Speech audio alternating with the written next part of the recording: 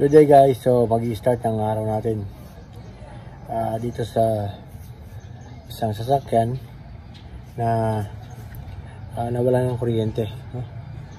So pinakarga niya lang yung battery para makapunta rito. Ngayon ang diagnose ng i-check kahapon, may problema daw yung alternator. So tignan natin kung ano yung talagang issue niya, dahil may umusok to sa loob ng sasakyan, merong pumutok na main fuse. So tignan natin kung ano yung findings. Okay, so abangan nyo yan. Okay guys, so dito namoy pa yung sunog. Dito rin ang galing yung usok sa likod. Tignan natin kung dyan saan ang galing. And then yung main fuse, pumutok yung 75 amperes. Dito galing yan, no? Check natin. Okay guys, so yan, bukas na. So hindi naman putol, no, yung kanyang charging wire or yung live.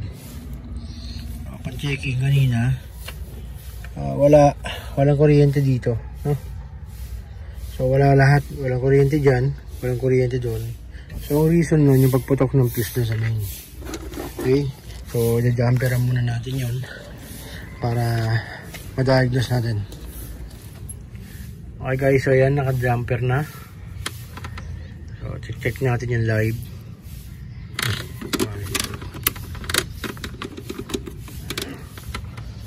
Okay, yan, may live. So lumilipat na rin, no? Ngayon kung shorted yung wire nyan, dapat mapuputol na to, no? Yan. Kaso hindi eh. Yan, may continuity siya. So walang shorted. Check natin yan.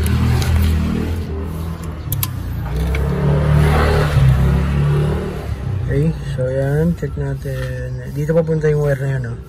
Yung fuse. Yan, so nagkaroon na ng supply. And then may supply na rin lahat yan. Yung fuse, no? Meron na lahat yan. Yan. Okay. Check natin. Okay, so umiilaw yung battery. Ibig sabihin, may supply dito, no? May supply yung kanyang papunta sa gauge. Try natin i-start. Start. Okay. So, nag-start na. Ibig sabihin, nag-charge na, no? Kaya na nag-charging. Ayan. Okay guys, so ulitin ko. Yung main wire na yan, yung light, papunta yan doon na 75 amperes na fuse. So yung supply nun, papunta na rin yun sa lahat.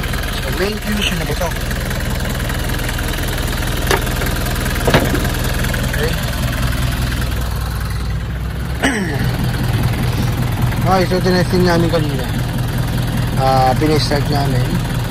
Kaya pinilang kami ng battery. So bundar na. Then ngayon nag-charge siya. So yun muna. Ngayon dapat tatanggalin ko to. So ito yung actual na pag-check kung nag-charge yung battery. Kasi ito yung natulad to na alternator, no? Baka mo nga, malawag na naman yung battery mo. Baka mo dito. Hindi, pakontra ka. Ayan. Okay, kung hindi nag-charge yan, itong manual na pag-check, no? Ayan. Dapat mamamatay yan. Kung mapapansin mo lang, lower down in or, no? Ayan. So, ibig sabihin nag-charge. Balik natin. Okay.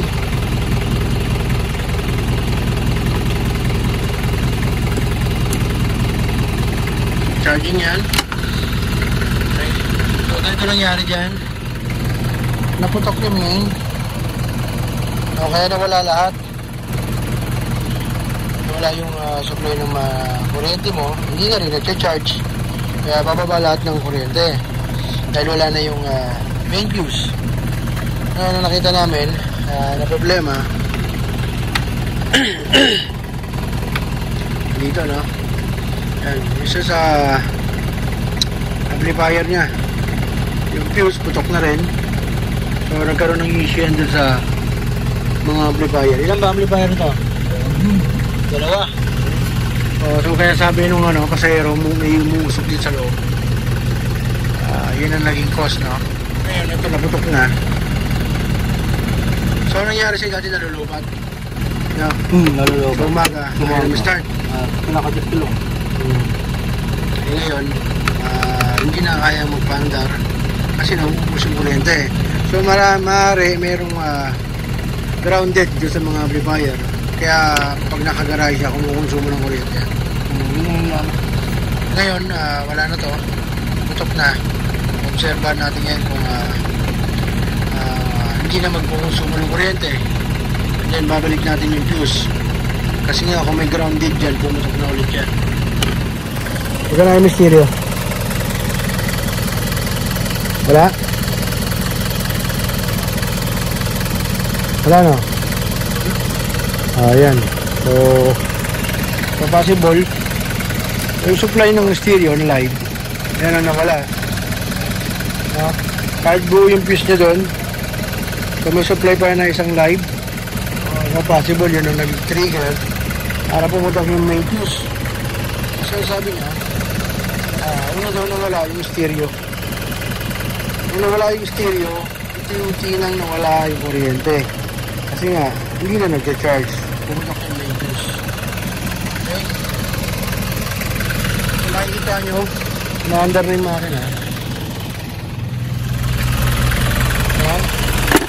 So sa mga pag-check nyo, makikita, mararamdaman nyo may magnet yan. Ano? So, minamagnet yung tools ko, sabihin yan, nagka-charge yan. Ngayon, sabi naman nung nag-check, isang daw doon, hindi umiilaw ito. Ngayon, may issue na gano'n, hindi nag-indicate dyan, pero dapat walang magnet yan. And then, pag tinanggal mo yung terminal ng battery, mamamatay yan. Kasi nga, walang charging, walang supply ng kuryente. So, walang supply ng kuryente yung injection pump, hindi i-under yan. Kaya pag tinanggal mo yung terminal ng battery at nagsusupply ng live ito, magkakaroon na supply na live yung injection pump. Kaya na nangyayari sa diesel, mag-under ba rin siya. Upon checking, pag na ignition, umilaw yung kanyang indicator. Yan. So umilaw yung indicator light ng battery. Then pag start mo, nawala. Ibig sabihin, gumagana. Ibig sabihin, kasi yung 1 click na. Kasi nakapag-charge na yung battery. Hindi siya nakapag-charge kanina dahil putok yung fuse. Okay guys, so nakita nyo, medyo tayo mo natin makapag-charge pa ng konti yung battery niya. Kailangan natin ng fuse, no? Fuse na 75 amperes para, so ito pala yung takip niya, no? Ito yung pinakatakip niyan, 75 amperes. So medyo mahirapan natin yung fuse na to. Ngayon, ito nangyari dyan. Kahapon tumawag yan sa akin, nasa alternator shop na sila, so bilihan ng alternator o gawa ng alternator. So isang malaking auto repair shop ng puro electrical. So ang diagnose nga is alternator, no? May problema sa alternator, kailangan palitan. Buti na tumawag sa atin yung may-ari. Shoutout kay Alas TV. Decide siya na dalhin dito. So chinek ko muna, no? Ngayon napan-checking, nakita niya naman buo yung alternator. Then wala tayong nakikitang problema sa alternator. So ang naging problema niya doon sa stereo, or doon sa sound system niya, papunta doon sa kanyang amplifier. So ngayon check muna natin kung meron tayong makakompute dito, kaya 50-50. Paggamit muna natin sa kanya. Okay, so ayan, kunin muna natin yung fuse ni 50-50.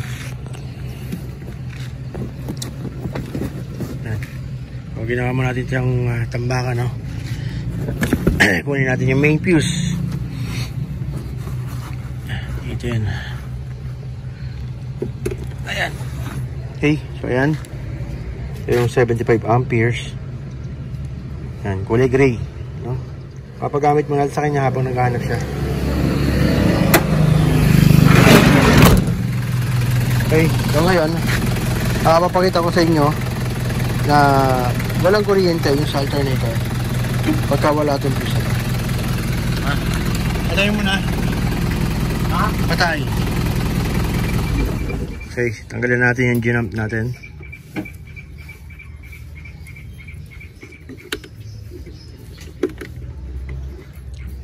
Iugot ko na to dito. Sino ba nag-check na to? Hindi, ako lang nagbaklas niya. Ito? Oo, kasi pagbaklas ko niya, tinanggal ko lang yung okay. Yan. So, wala siyang fuse. Check natin dito. Pakita ko sa inyo na dito galing. Pakita ko sa inyo na dito yung supply niyan.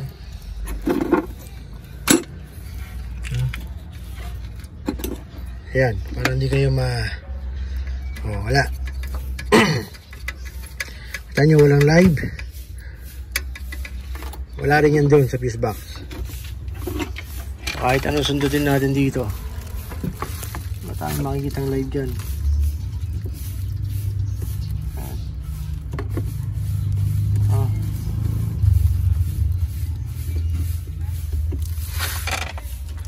Okay, so yun yung pinaka main fuse, yung pumunta. Kabit mo nga yung fuse. Ay, yung ano? Yan yung bago. Diba? Okay, pakabit natin yung fuse. Tignan natin kung magkakaroon ng kuryente. Oh, ayan, nakakabit na. Ayan, milaw na. Ayan na, walang cut dyan. Okay. Start na natin ulit para mag-charge. Ayan, milaw ulit. Okay. Okay guys, so nakachamba na naman tayo. And then nakatipid na naman ito may-ari, no? So hindi ganun, no? Hindi ganun basta magpalit. Kailangan talaga sure ball na sira yung isang pyesa bago mo palitan, no? So kailangan talaga ng first, second, third opinion para quality.